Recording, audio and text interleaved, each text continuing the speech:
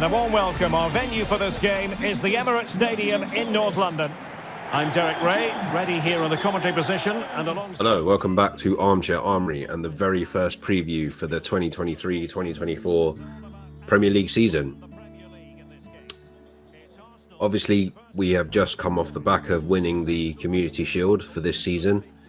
Even though I'm pleased that we won the game, you know, I call it the trophy that isn't a trophy in like a tongue-in-cheek sort of way, because it's the records stand for it, but people don't consider it a trophy essentially. But yeah, even though I feel like on the balance of play we were probably the better side, it's all about this game coming up. The start of the Premier League season, start as you mean to go on. It's important that we try and get off to a winning start at the Emirates on Saturday. Now, from what I've heard, Nottingham Forest haven't had a great pre-season, but as I've said in previous videos, pre-season doesn't really mean anything. It's not really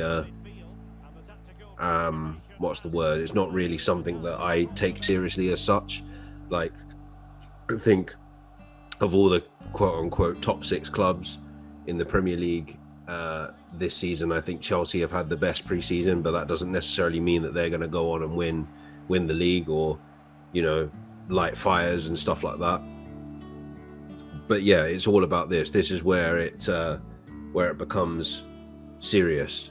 The league itself kicks off on Friday evening with Burnley taking on Manchester City. Yeah, it would just be interesting to see how it goes. I was watching the overlap today and I was very surprised at some of the opinions that came on there. So Gary Neville shocked me by saying he thinks Arsenal might win the league this season. And I was very shocked by that. I couldn't believe it. I couldn't believe that he said that he thinks Arsenal can win the league. That's like crazy to me. That's crazy that he thinks that of all people. I think in terms of the signings we've made, yes, the jury is out on Kai Havertz, regardless of what Rory Jennings says. But I think the signings of Timber and Rice, Jurriën Timber and Declan Rice, are definitely something that we stand Arsenal in good stead going forward. They're statement signings, particularly Declan Rice. And I just hope that they do go on to kind of prove that point. Also, it looks like that we've signed David Raya now. Sorry if you just saw my PS5 on in the background there. We've just signed. It looks like we're signing David Raya on a loan with an option to buy deal. I mean, I don't know. I find when I first heard about this, I thought it was pretty odd that we were signing another keeper that could be potentially number one, or that is already a number one. And you know, I had people winding me up, like people from my day job winding me up saying, oh, that means Ramsdale's gone in January and all this kind of stuff. And I was like, well, not necessarily. I mean, Ramsdale is 2 years younger than Raya. You know, Raya was on kind of the last year of his contract at Brentford.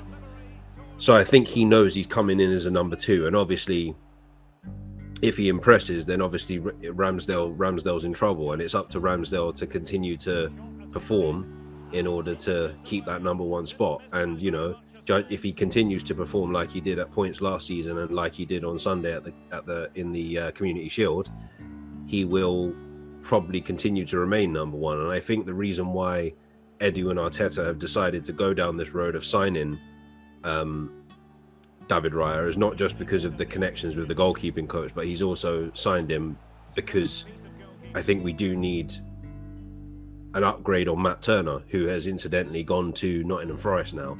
It was announced today that he'd gone to Nottingham Forest. And I think we do need quality in that area. I don't necessarily believe that it was a priority. I think Matt Turner would have been perfectly fine, but I don't necessarily think that it's a bad idea to get a good backup goalkeeper.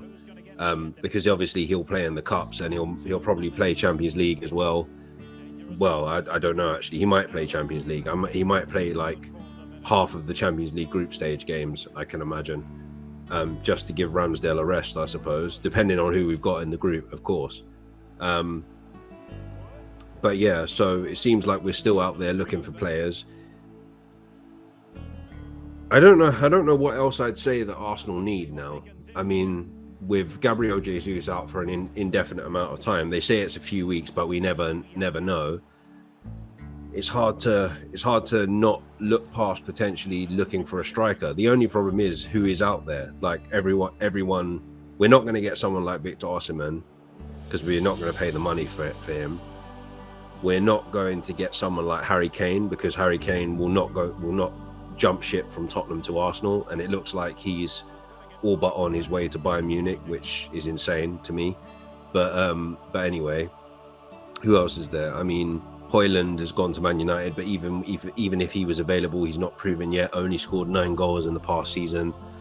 So that to me, even though Højlund has potential, it looks as if, just to make a comment on that, it looks as if Man United's business are done, unless this Bayern Munich thing with Harry Kane is a smokescreen, and they're actually going to go in for him now that they know that Bayern Munich have come to a price agreement with Spurs. But yeah, the fact that they've gone and signed Højlund, and it looks like he's going to be their starting striker because he looks like he's going to take not Fred, Martial's number. It's pretty risky, I think, on the part of Ten Hag. But yeah, in terms of the game, I think we're pretty much going to see the same starting 11 that we saw against Manchester City with Havertz up front. I don't think Trossard will come in for this one. It probably will be Ramsdale, White, Gabriel, Saliba, Timber, Partey, Rice, Ødegaard, and then Martinelli, Havertz, Saka as the starting 11. And I think we probably will, being that it's at home. I mean, I know that we've struck. There are seasons I was watching the preview to the game on AFTV, and they were talking about how when we won the Community Shield in past seasons that we've gone on to not do so well in the opening game of the season, which has been a couple of times. So I mean, that sort of record worries me a little bit, but I still think we should be able to go out there and get the job done. I'm not going to sit here and say, I'm not going to be stupid enough to say that we should batter them 5-0. I just want us to win the game, and I think we will win the game, because I don't think necessarily that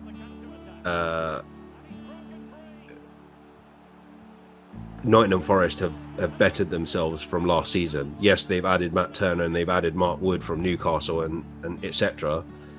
And they've added Kouate from Crystal Palace, but I don't necessarily believe that makes them 100% better. That makes them, a more challenging team. I do think we're going to concede because we've been conceding a lot of goals in pre-season. And Ione is a beast.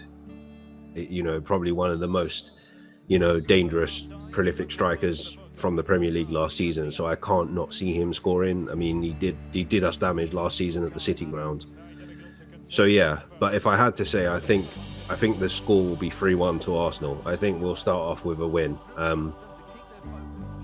I don't know if I would go as far as to say right now that I think Arsenal will be the main challengers for City again. Sorry, I've just noticed something. The main challengers for City again. I don't really like to make these predictions. I like to kind of wait and see what happens. I think I'll have a better understanding of where we might be going after 10 games, maybe by Christmas, something like that. I mean, then again, I'd said we weren't going to win the league from pretty much the moment we started playing, playing the football we were playing and winning game after game and taking really big scalps out of the top clubs in the country, in the league, and all that kind of stuff. Because I just felt that things that when it comes to the crunch, not to quote Richard Ayoade's character from The Mighty Boosh, when it comes to the crunch,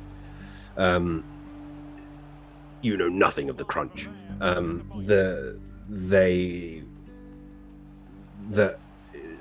With City winning game after game, I had a feeling that the pressure would get to us eventually, and it has done for many years. It's a very Arsenal thing they say Spurs invented bottling stuff, but like, we're not too far behind in terms of bottling things. Like, it's not the first time I've seen Arsenal bottle stuff, bottle trophies and things like that. I know it's not a nice thing to say, but it's the truth. Like, we did bottle the league last season. From the position we were in, we should have gone on to win it. And I think, those draws against Liverpool and West Ham obviously started the downfall, but I think drawing to Southampton the way that we did was probably what put the nail in the coffin. With City up next after that, it was what put the nail in the coffin. But I think this year, like, I definitely felt that we were going to finish in the top two. I didn't think we were going to win the league, but the way we were playing and how consistent we were throughout the season, pretty much up until Christmas, I thought we're definitely finish second. We're definitely finishing in the top four, and we're probably going to finish second. That's what I felt, because I always knew that, because City do this every year, where they'll just, relentlessly come after you, like, wolves with rabies, basically. So I think this year I'm going to try and be a little bit more involved in terms of predictions, but I can't promise anything, because I don't like doing it. I don't like getting involved in, like, predicting things. And I mean, people will say, yeah, but that's because you're afraid of getting things wrong. Maybe, I don't know. But yeah, I don't normally like predicting things. Normally I try and stay out of the whole prediction stuff and the banter that isn't banter and that sort of stuff. But yeah, I think it will be. I think when I say predictions, I mean overall predictions. I don't necessarily mean match predictions. But yeah, I think in terms of the score, I think it will be 3-1 to Arsenal. I think we probably will concede, but I think we will go on to win the game. And yeah, it will be very interesting to see what happens as we go on. I mean, we've got quite a difficult start to the campaign. Well, not difficult as in, like, we've got City, Chelsea and Man United in 1 week or whatever, but we do have Spurs and Man United coming up in September. And yeah, we do have Spurs.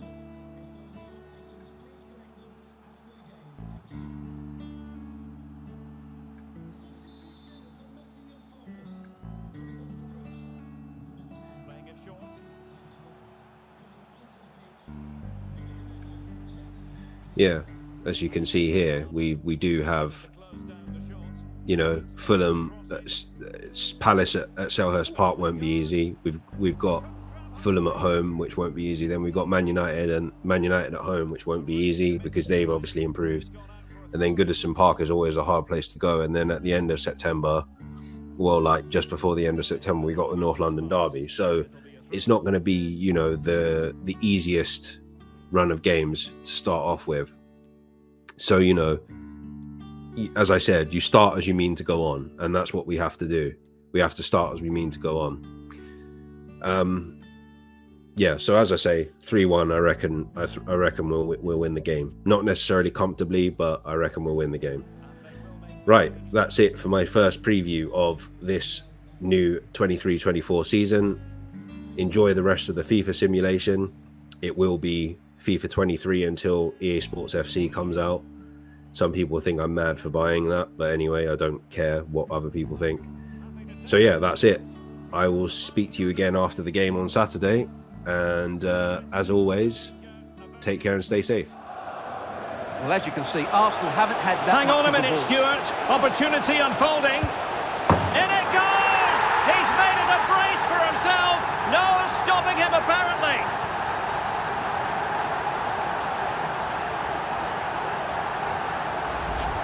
Well, here it is again, and it's all about the pace on the counter-attack. They were so quick to break out from their defensive positions, and what a powerful finish from Havertz. He just makes it look so easy. What a good goal.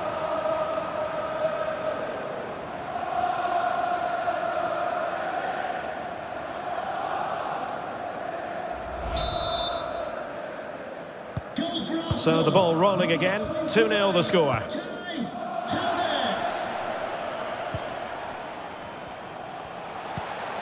Awoniyi.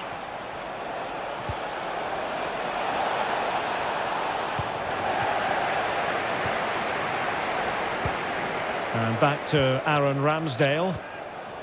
Martin Ødegaard. Declan Rice. Clean challenge.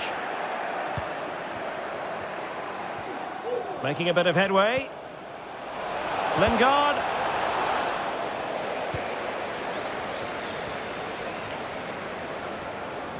Can they hit on the break? They need to get bodies back. And struggling to get the shot off. And still danger here. And that's the hat-trick! Tearing apart this defence time and again. They simply can't handle him.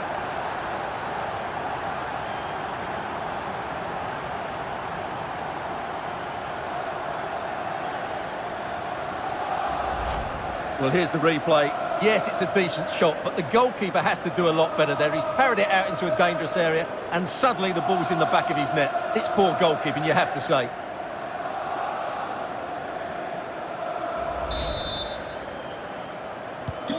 This is looking rather comfortable for them. 3-0.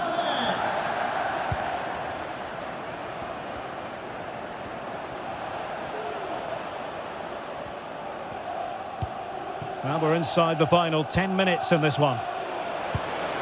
A smart stop here. Oh, the referee has given it. Penalty it is. And to add insult to injury, it's a booking, Stuart. Well, I agree with the penalty. I'm not quite so sure about the yellow card, though.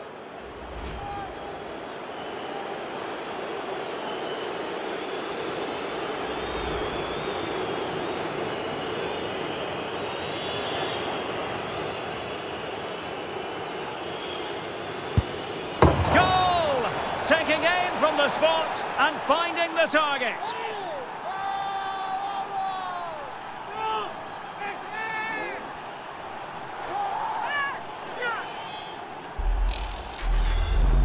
Well, as you can see, the keeper just stands still and the ball's hit down the side of him. It's a strange one in the end.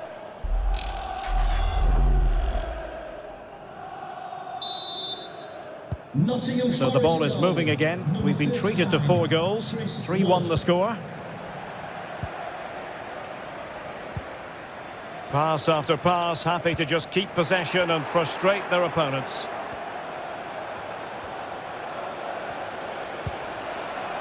Shelby. And a good challenge to bring that attack to an end. And this situation could be dangerous. No frustration for those waiting in the middle. Not on the target, and who knows, that might very well be that. Well, that's a bad miss, and probably ends their hopes here.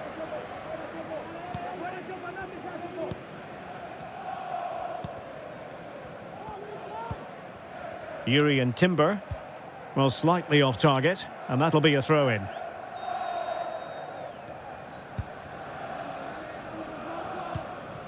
Martin Ødegaard. Now with Havertz. And the referee is...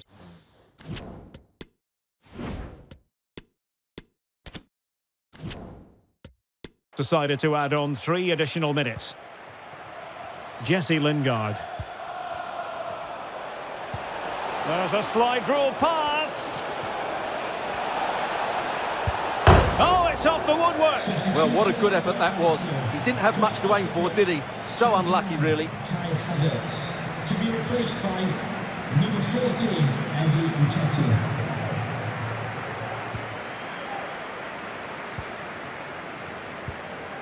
Partey. And now it is official. The referee brings this match to an end, and it's a victory for the Gunners. Well, Derek, it was fairly comfortable in the end because they were tactically superior, had better individuals, and were always a threat going forward. It was a really good performance and a good result as well.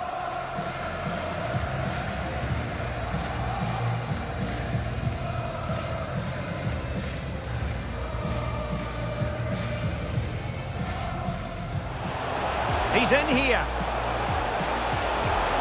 Majestic piece of goalkeeping. Well, he loves the big moments, doesn't he? And he's proved it again there. Great goalkeeping. Really good challenge. Shot attempted. And inches away. Didn't miss by very much at all.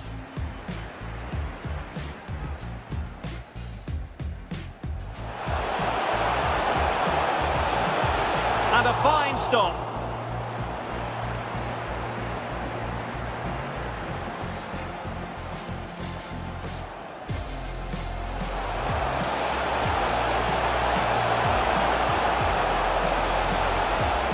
Well, putting it wide from there, disappointing.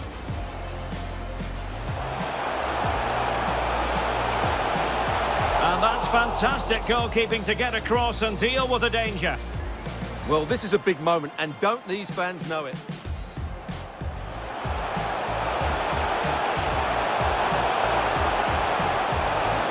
And a goal to open the scoring. No wonder they're celebrating.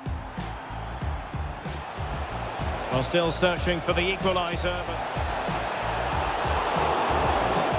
Oh, keeper dealt with it. And time for the change now. Hang on a minute, Stuart. Opportunity unfolding. In it goes! He's made it a brace for himself. No stopping him, apparently. And struggling to get the shot off. And still danger here. And that's the hat-trick! Tearing apart this defence time and again.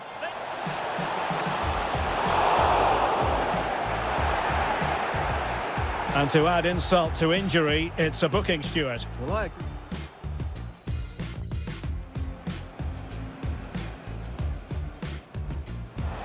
Goal!